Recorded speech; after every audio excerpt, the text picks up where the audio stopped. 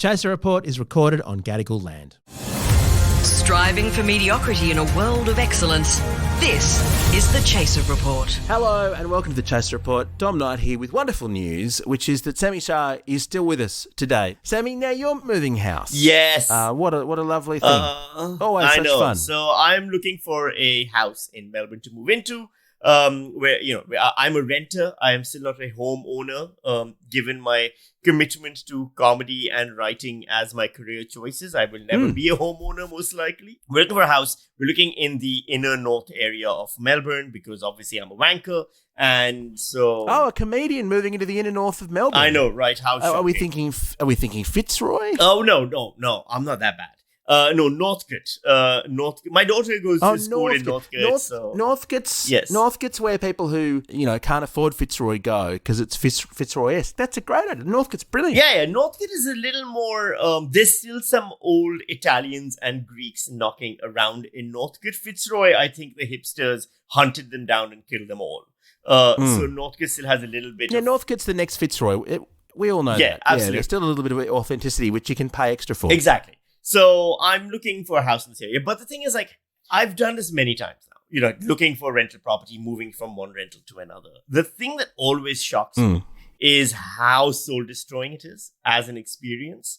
The first part is the inspection. So I don't know, when is the last time you did any of these? Because you've been pretty sedentary, right? Fairly. About 4.5 years ago. Okay, all right. Like that. Pre-COVID. Right, pre-COVID. All right. So the first thing is the inspection, which you just go to 17 houses in 3 days, and you just going to house to house to house. It's fun when the house is empty and you can kind of imagine or visualize all your stuff there. It's more awkward when there's people living there because it feels kind of like going to a funeral and touching the corpse's clothes and going, oh, this suit will look really good on me as well one day. So I'm finding that, particularly if it's a deceased estate, where that actually is true. Yeah, true. But yesterday I went to one and there was a family there. So a mum and her 3-year-old child who were in the living room, and the husband, the father, who was in the office and makeshift office, kind of doing a Zoom call. And there's all of us traipsing in and out of that place. And the mum and the 3-year-old child is telling the Mom, who are these strangers in our house? And the mom is just going, they're going to be moving in when we move out. And the little girl's going, but I don't get it. Why do we have to move out? And now this whole awkward situation's happening. And all I'm thinking is, well, I'll probably be doing the same thing in a few years anyway. Did it become clear that it was the fault of the economy? Because these days, I think every time you would go to a rental property or even for sale, clearly someone's being forced to leave against their will. I mean, right? that's largely what's happening in my case. We're upgrading. We're getting to somewhere. No, you're not. Your dreams are just dying around you, and your little child is just going to be disappointed that for some reason, we live in a cardboard box now. Right, that's that you'll be sleeping in your car. That's basically what the next stage is. So that's the first step. You do all of that. And then they send you a link to do your application. The amount of information that Nelson Alexander, apply.nelsonalexander.com.au is asking for is horrifying. I mean, just everything from pay slips to child passport scans to references from colleagues, references from people I've lived in, tenants, homeowners I've lived in whose homes I've lived before. It's one of those things. They now know more about me than the Australian government, then Optus, then any of the hackers who basically got any of my data anyway from Optus or Medibank or whoever. Nelson, if you want to really fuck Australians over, just hack the Nelson Alexander database. You'll have stuff that is shockingly private in there. For what? So you spend all 2 days doing that. You fill the whole thing out, you submit it, and then they send you an email going, nope, you didn't qualify because someone offered $1,000 more than you were a week, and so they're going to give it to them. And I guess the good news, though, is that a small suburban real estate agent would have much better protection for your personal data and your scans of your driver's license and passports. Far better than, say, I don't know, a massive company like Optus. You can trust these agents. Why the fuck do they need this stuff? Why can't they just I don't know. Look at your driver's license when you turn up and not have any of the details? It's terrible. And it's basically for and the whole argument is, oh, it's just so we know whether you're a good enough renter or not. But the metrics have all changed, right? So I'm self-employed, but I earn well because I work my ass off and I'm self-employed. But it's a gig economy. I'm a gig worker in the gig economy. But compared to me, a 9-to-5 guy who's got a job in a company and has for ages will get preference, even though he's more likely to get fired and will not know what the fuck to do when he gets fired. Whereas I get fired every second week from everything I do, and I'm always able to find something to replace it with. I'm more agile. That's never taken into account. You are. Which reminds me to invoice the Chaser team for my appearances on this podcast. Yes.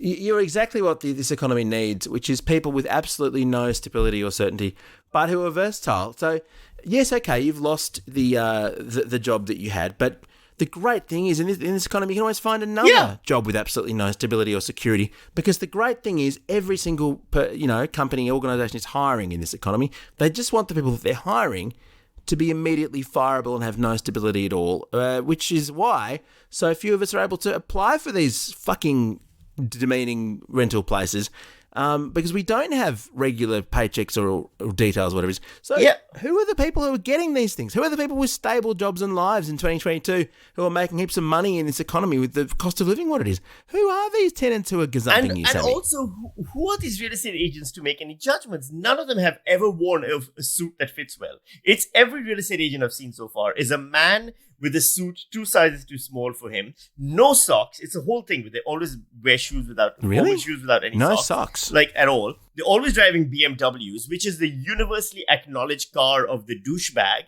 And the W stands for wanker, I think, isn't it? Bavaria Motor Wanker. Yeah, that's right, exactly. And they're literally dusting the cocaine from their nose as they walk up to the inspection. And yet somehow I'm supposed to impress them with my passport photos and my jobs, like pay slips and everything. So anyway, that's what I'm doing right now in my life, and it's not fun. That's why I'm so angry, I think. I've noticed I'm more angry in the last few days than I normally have been. Yeah, but it would make anyone angry because they're judging you. There's people who, I mean, full credit to anyone who can afford cocaine in this economy. That's impressive. The amount of disposable income you must have to feel comfortable spending money on lines in this day and age is pretty magnificent. But no, they're judging you. There's people who are clearly terrible human beings, far worse objectively than you, Sami Shah. Thank you. They should be begging you. They should be saying, "Oh, Sami Shah, renowned host of the News Weekly podcast, will you please submit an application, sir? We'll knock some money off the rent for you. We'll be glad to have you." But instead, they're judging you, and let's be clear, from what you've said, they're finding you wanting. Oh yeah, absolutely. Like my partner was like, "Oh, maybe they'll know who you are, like from ABC Radio or something." I'm like, no. The only podcasts they listen to are ones with Andrew Tate on them, and that's it. Like, I'm not in their circle of influence at all. So yeah, it's, if you can go on Joe Rogan though, you might have made it. They will throw houses at you. I would love to see you. I could love to see you on Joe Rogan, Sami. That would be well worth it. Listen, I would love to go there because the bump it'll give my career, I'm more than happy to take. Let's be honest here. The Chaser Report. News you can't trust. I have the same experience all the time, but you're just sort of being asked to sort of defend your existence and what you've done in the whole of your life to date. And yeah, that happens all the time. I mean, you apply for anything. These days when I fill out the free Wi-Fi form at the shopping centre, I feel it's judging me and somehow finding me inadequate. And also they've all got separate companies. So every real estate agent is signed with a different company that collects all your data and the application. Oh, of course. So you have to do the same thing. I've never even heard of Nelson Alexander. Yeah, it's huge in Melbourne. It's the Jealous Craig of Northcote, I guess. Although Jealous Craig is Jealous Craig of Northcote as well. I don't know. It's one of the big ones. I remember one called Fitzroy's Real Estate, which struck me as just get straight to the point. Where for people who want to live in Fitzroy, it's all over Melbourne, I think. But yeah, it's Fitzroy's Real Estate. Yeah, it's still a thing. Maybe Nelson Alexander bought them out. I haven't seen that one. Maybe because I haven't applied in Fitzroy or Fitzroy-esque suburbs. Yeah, but who could afford to apply to that? I don't know. And also the rent is going up like crazy. So a place that used to be like my apartment used to be $500, now it's going up to $650, and so that's one of the reasons why I'm having to look for another place now. Are you telling me you're in a property that costs sub $1,000 a week? You live in Melbourne. See everything you're saying. I forgot you're in Sydney. Times 1.5 or double for Sydney. I mean, yeah, you can barely get out of the airport here without giving $1,000 to a real estate agent. It's just the cost of doing business. And then, you know what our real estate agent started doing is getting us to self-inspect. This is the new thing. Oh, yeah, that's right. For the vast amounts of money that's paid to them, instead of sending some goober to go around and check that we haven't completely trashed the place, they now expect us to walk around and spend 3 hours photographing everything. And the last time we did this, admittedly during COVID, it did make a degree of sense. We didn't want some snotty-nosed 20-year-old intern, walking around the house. But yes, they rejected the photos last time because they weren't detailed enough. What are they doing with these photos? What did they need to send you a macro lens Sony DSLR camera then for the detail? I'm thinking of directing a short film just to show that the house is in decent condition. No, look, it is terrible. And then you send them an email, and would you possibly fix the toilet that's been leaking for however long? And you can't even get a reply. But goodness me, if you don't submit your beautifully curated, amazing quality photos, you'll get a reply within 5 seconds. It's tempting to, I don't know, maybe we should actually just sort of trash the place a bit and see at what point they'll bother to throw us out. I mean, just subtly. My last place that I lived in, before the current one, which I'm also vacating soon, I had done that thing where I hammered a picture into the wall, and then there was a tiny hole left. How dare you? And I filled it in, and I put the paint, and I did all of that, and I sanded it down, but I didn't sand it down enough, so there's still a mild bump, which honestly, I don't know how they found, because it is not noticeable from the naked eye, from any angle. Clearly, this is something that they have superpowered, like Daredevil-like senses for, and they threatened me to charge me $1,000 to repaint the entire wall. Oh my God. So I just did it myself. That's the one thing they're good at. That's their skill at maintaining the house themselves, actually organising tradies to come up and fix shit that's broken. No, absolutely impossible.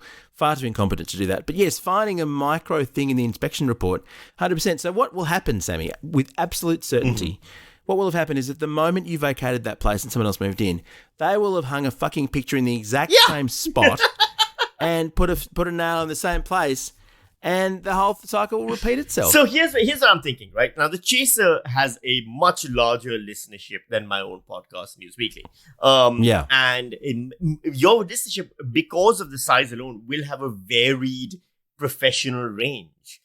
Maybe there is someone in your audience who, when not listening to Andrew Tate podcasts and CrossFitting, does take a break and listen to Chaser. I don't know why their overlap exists, but it does. Let's say theoretically it does.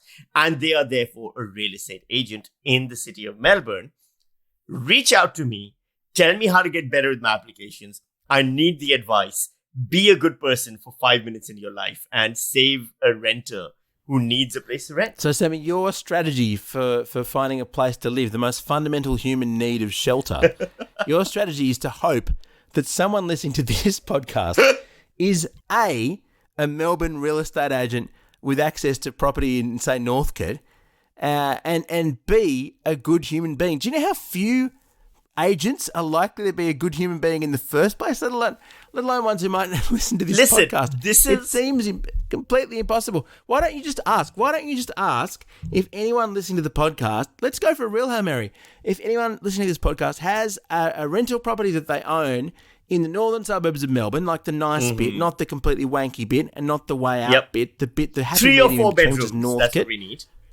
Yes, Yeah, okay. 3 or 4 bedrooms, so quite a large place. And you're willing to sell it for, I don't know, $50 a week, to rent it for $50 a week to a guy who used to be on ABC Radio Melbourne and, was an excellent broadcaster, known throughout the city of Melbourne, and is now one of the city's leading podcasters and anti-Qatari activists. Yeah. I mean, why not ask? Yeah. You never know, someone might give you a place for free. All right, let's put Isn't that more likely than finding an ethical, out there then. Isn't this more likely than finding an ethical real estate agent who will actually help you? That's a very good point. All right, fine. That's the question then. Will you host me and my family for free in your home indefinitely?